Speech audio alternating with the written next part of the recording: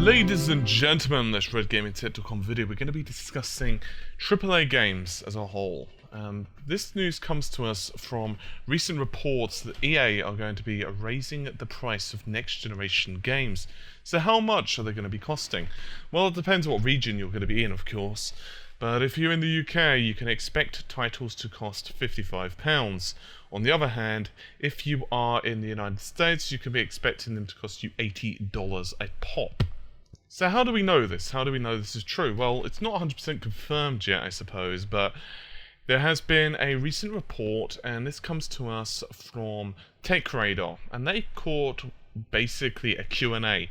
And Game, who are of course a massive player in the selling of games, released a quote, and it says, and I quote, "At present, the only publisher to confirm the costs of the next generation titles are EA, attaching the price of £55, it's $54.99 if you want me to be exact, but nevertheless. No other game's price have been confirmed, and we'll of course be updating our listings as and when it happens, and if the prices change before release day, as always, you will pay the lowest prices," and quote. So this has been something that I've been wanting to speak about for a while now, about AAA games, and many people in the industry are starting to come to a stark realization, or maybe not so much realization, but an understanding, and it's a very simple one. How many people are going to be willing to pay this cost of games? Remember that just a while back we had this whole used game conundrum, by which I mean, of course, used games are bad, and therefore, well, they want to stop them. That's, some people's opinion. And by extension of this, they would argue that those games would sell more, and they would get more money, and therefore it can go into development, and so on and so forth. Here's the problem. Guys like, say, Cliffy B, who of course is fairly infamous in the various circles of gaming developers, has spoken for a long time that, look, AAA titles just cannot keep going like this. Something has to give. And Tomb Raider, for example, is a fantastic example, because when it was being released, after it had been released, as it was selling, they just said, you know what, it's just not selling enough. We want it to sell 5 million copies. Why do you need it to sell 5 million copies? Because of the production costs, right? And it's a very simple mathematical equation.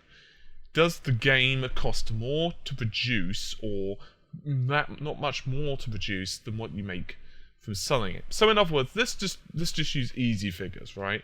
Let's say that you have £100, you put that into game production. That game nets you earns you £90. So in other words, you are down $10, just for example, or £10.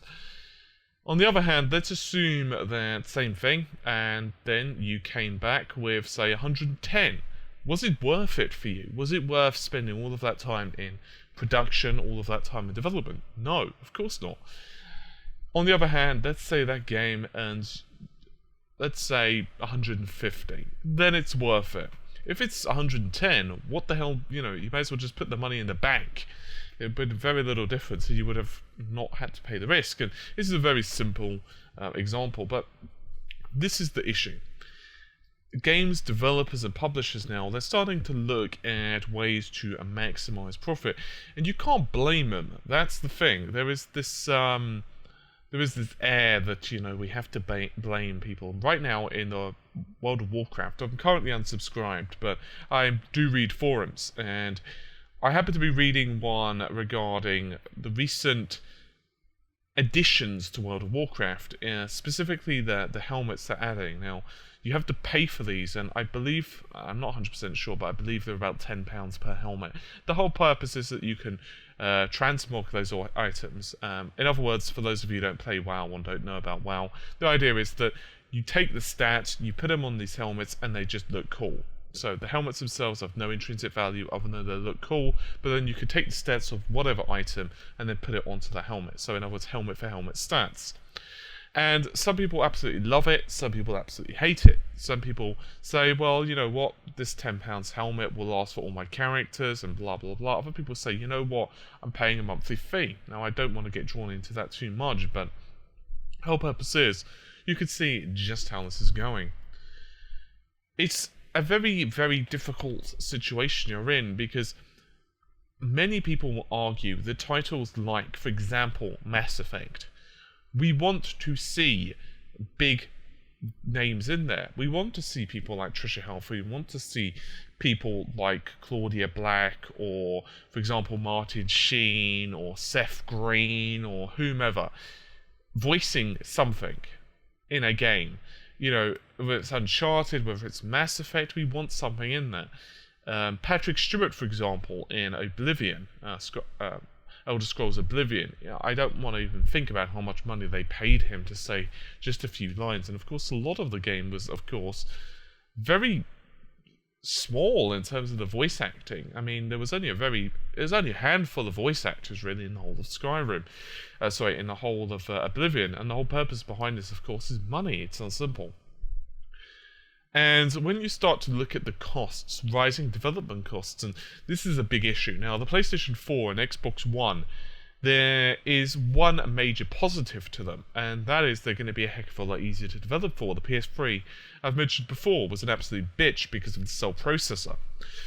But as it turns out, the higher resolution things are, the higher the textures are, the better the quality of the game, in other words, you can produce. In other words, the higher graphical fidelity, the more money it costs to make. And this isn't just down to things such as you need more graphics artists, it's also that they need to work longer on something because it no longer looks like there's Vaseline on the camera lens. I'll give you a really good example of this. Miyamoto from Nintendo recently was stating that, look, one of the reasons that the Wii U games have been somewhat dry recently is simple. We just didn't realize it was going to take that much longer to produce HD content. We just didn't know. And it's hard to argue with him. I mean, I suppose you could argue that, you know, you should have probably have thought of that, bro. But at the same time, I suppose it was new territory for them. And this is something that a lot of the production teams are starting to get into.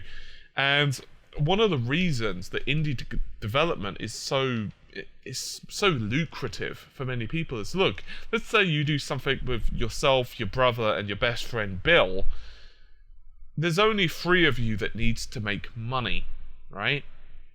You don't need that much to what I'd consider break-even / become profitable. Because even if you can even chalk it down to, look, even if the game is not particularly that majorly successful, it builds your reputation up. Maybe one of you could join one of the big companies in the future, and even if not, you could go on Kickstarter or whatever. The thing is, AAA development just cannot go like this.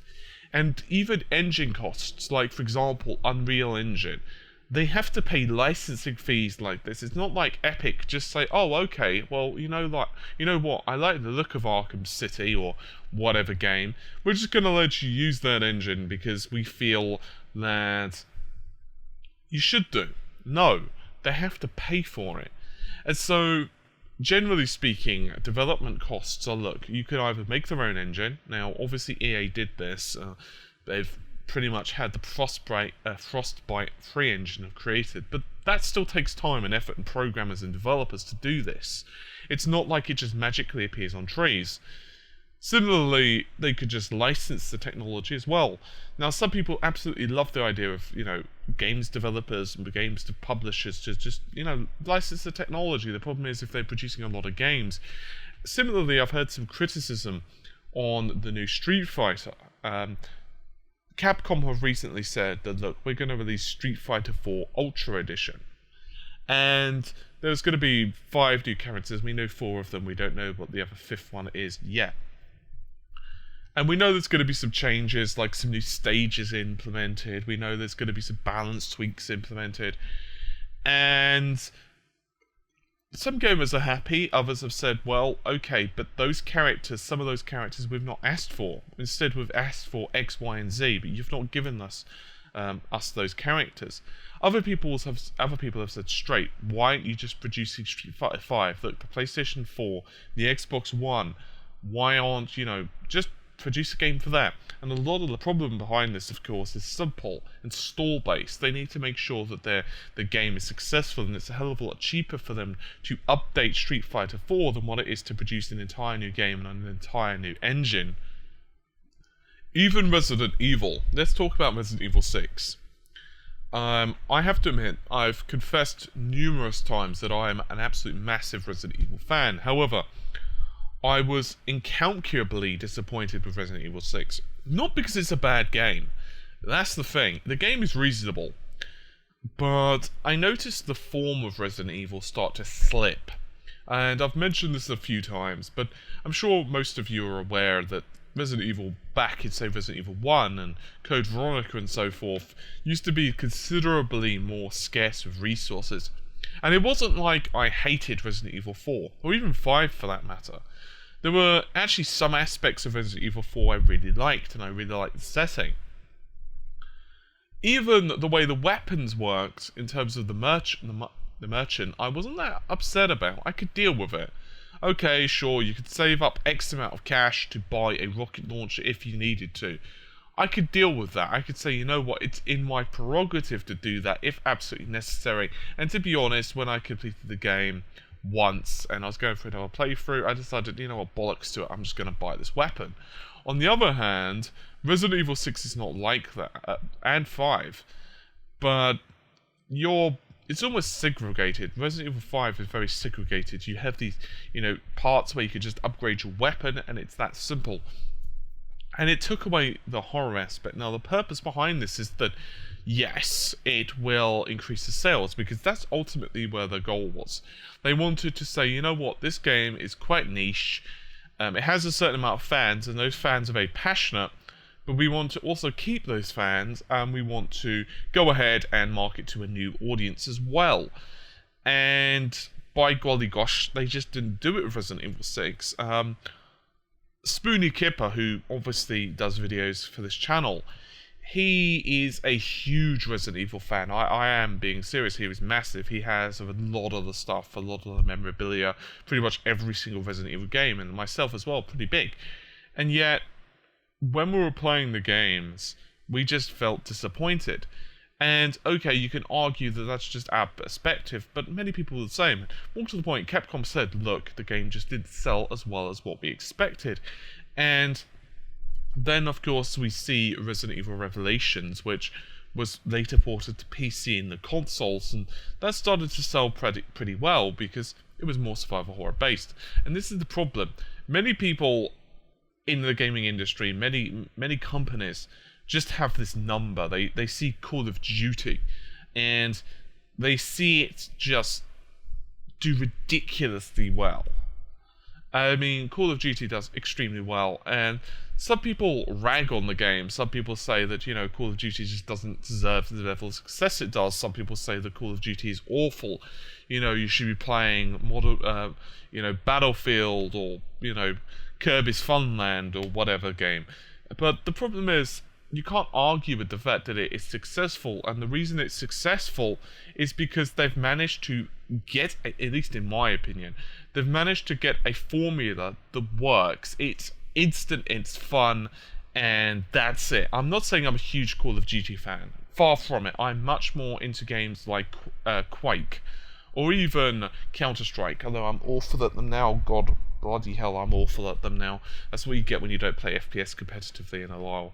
But there is something that's therapeutic about Call of Duty. You just put it on, you die a bit, you kill a bit, the guns are easy, they handle very unrealistically, but the purpose is it sells well and it aims at the people the people who buy it enjoy it. It's that simple. I could get someone who doesn't really play the game, they could play it for a little bit, and they'll get the odd kill. They won't do well, they won't be able to get maybe a 1-to-1 kill to death ratio, or say a 2-to-1 kill to death ratio, but hey, they'll have a little bit of fun while they're playing it, and therefore the game sells well. And I don't have any problems with that. It appeals to an audience, and some of the really good players will absolutely massacre someone who's a beginner. That's fine. The problem is that isn't that, Call of Duty sells extremely well. It's just that people want to then make all games Call of Duties, and they're not sticking within a budget that they can handle. They're starting to come up with these figures, like Tomb Raider has to sell 5 million copies, and, like Dead Space. I'm a big Dead Space fan. I'll just be totally honest. I'm a pretty big Dead Space fan. I wouldn't say it's not the best game ever, but I quite like it. And EA, they were not very happy with how Dead Space 3 sold. Simple as that. And it's a big shame, because I think the game and the series have a lot of potential. I think there were a couple of things that really upset people about Dead Space 3. One of them were the microtransactions, and some people just point blank categorically refused to buy the game because of them. I don't really agree with that, actually. I don't really think that saying, you know what, I'm not going to buy this game because of microtransactions, I don't think that's fair. As long as you can complete the game with the microtransactions in place, I don't really think there's a problem. I think don't use the microtransactions. That's the way to go. So they could say, okay, you know what? I could see that the games are just not, microtransactions just didn't go that well, and that's it. And you can argue that, look, if you don't buy the game, it hurts the game, and therefore they could, you're voting with your wallet. The problem is, it doesn't really work like that, because then you get to the sticky situation of, are they going to produce another game? And it's very cat and mouse in that respect. Another point I'd like to make is the complexity of games now. Now, I did touch upon this earlier, but games now are rising in production costs. And it doesn't take a genius. It doesn't take anyone with a business degree. It doesn't take me to tell you this. But one of the reasons that Always Online DRM was so appealing to these guys is because, and this is one of the reasons that even the online passes were there. I mean, EA said, look, we're going to remove the online pass system. And everyone said, okay, cool, sweet. Wait a minute, why are you doing that exactly? And it's obvious that, sure, they need to make their money somehow or another. And this isn't a dig at EA. That's the important thing to point out here. The problem is that, look, as gamers, we expect a certain level of improvement. If, for example, you were to see, let's say, for example, you were to time warp 3 years into the future, and you were to have a PlayStation 4 and Xbox One, doesn't matter which one, in front of you, and you were to play a game, and all that was the difference was it was running at 1080p and 60 frames per second, and the graphics were pretty much not that much better, just slightly higher resolution, you wouldn't be exactly like amazed. You wouldn't think to yourself, well, okay, this is definitely worth the, the $300 or $400 I just thrown down on this console. You'd think to yourself, well, what the hell's the difference? My point being that they need to keep pushing these games, because we want games to be more interactive. We want games to be more cinematic experiences. I don't necessarily talk about 4 hours of QTE events here. That is not a cinematic experience. We are talking games like, Dark Souls, games like Oblivion or Skyrim, games that, even like World of Warcraft, that are immersive. And when you first play it, I'll just give you an example. When I first played World of Warcraft, and many people will tell you this who played WoW, but some of the areas in WoW, graphically now it looks dated. But the problem is, or the point being, that when you first see that world, you think to yourself, holy shit, this is massive. And then you go to a new area, and then you go to a new area, and you start to discover this massive landscape. And even Square, one theory of them not producing Final Fantasy VII again is simply because of cost. They've said, you know what, imagine how much money this game is going to cost to create again. I mean, in high definition graphics. If it doesn't sell well, it's going to be bad, because Square themselves are having some financial issues right now. So it's kind of an all or nothing thing. So the thing is these production costs keep going up, and therefore to offset this, they need to either make more sales, or the cost of the game needs to go up, right? It's very simple. If you sell, say, 100 units at, say, $55, then you're not going to make as much as if you were to sell, 100 units, say, $80, just to use an arbitrary number. So, I don't know. I think the gaming industry in that respect needs to change. I think we all want our shiny graphics, we do. But sometimes I think that it's not that necessarily important to get really big actors in, especially if that is going to start raising the price up. I don't really mind about DLC. I mean, this is just my own personal thoughts and a slight aside. A lot of people have issues with downloadable content, and I don't really have that many. Some people, hate it, but I make downloadable content all days long as the content's good enough, because the content's really cheap. I mean, one of the things that I don't understand up until this day is why didn't they produce more downloadable content for Tomb Raider that was not multiplayer focused? Why couldn't they have produced tombs that were more puzzle orientated, or more action orientated, whatever? Make some really single player content, because I didn't buy Tomb Raider because I wanted a multiplayer game. I bought Tomb Raider because I wanted a single player experience that was going to last me for a long time. So I'm curious about what you guys think about this. I really want to know what you think in terms of... So I'm curious, what do you guys really think about this? I mean, I'm curious about what you think of the raise in price. Are you happy to pay it? Or are you, not that bothered? You'll just cough up? I mean, it's kind of ironic as well, because the problem is, isn't this going to promote the used game thing anyway? Now, obviously EA have a couple of choices here. They can, without a doubt, start making more money off DLC. I'm also going to be very curious to see if other developers and publishers, such as Capcom, jump on this price as well. It's going to be very, very, very interesting. And as I said, the fact of the matter is that games developers and publishers now, they need a certain amount of units for a AAA game to become successful and profitable. A game like Dark Souls can sell 2 million, and the developers can be extremely happy with 2 million. A game like The Witcher can sell and get a fraction of the number of, say, Call of Duty, and they're fine. They are good. Their production costs are lower. Now, some of this is because of the region that they are developing in.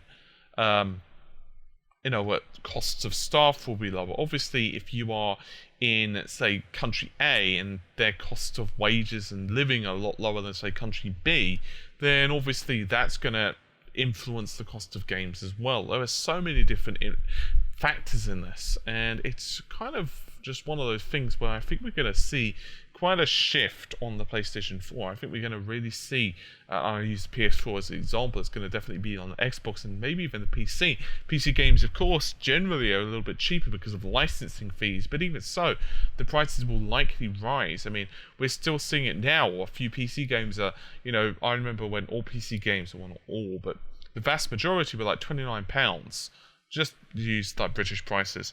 And now we're starting to see some at 35 or even 40. So, I guess we'll see. There have also been, of course, systems that have priced themselves out for the market. For example, the original Neo Geo. It was a ridiculously cool system and had some really awesome games. However, some of the titles were prohibitively expensive. You had certain games costing up to $200. And I'm sure you'll all agree that that is obscene amounts of cash. Even the N64, when it was first released, was extremely expensive in terms of games. Some of the carts, for example, could cost you anything up to £70.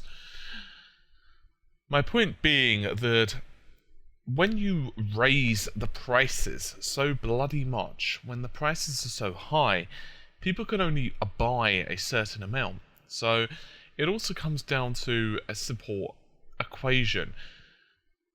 Is £55 assuming obviously it does eventually go on price like this, and it looks like it is, but is £55/$80 going to be so expensive that they're actually going to sell less units?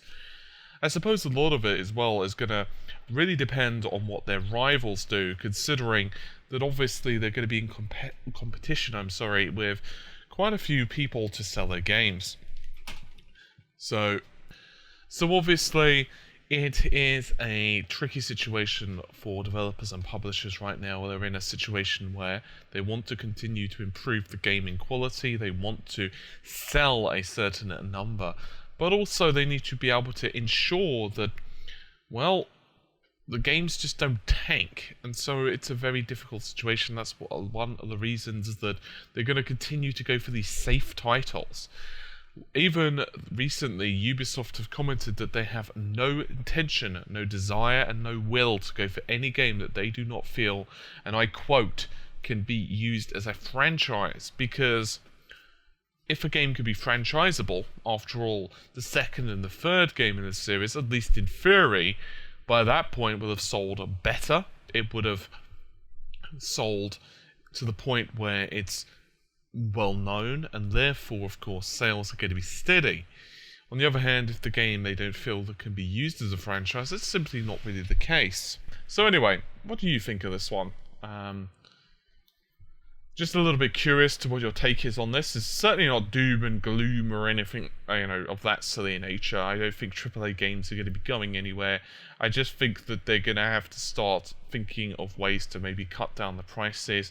I think the next generation consoles, in some respects, when they get you more used to the engines, I think that's going to definitely help.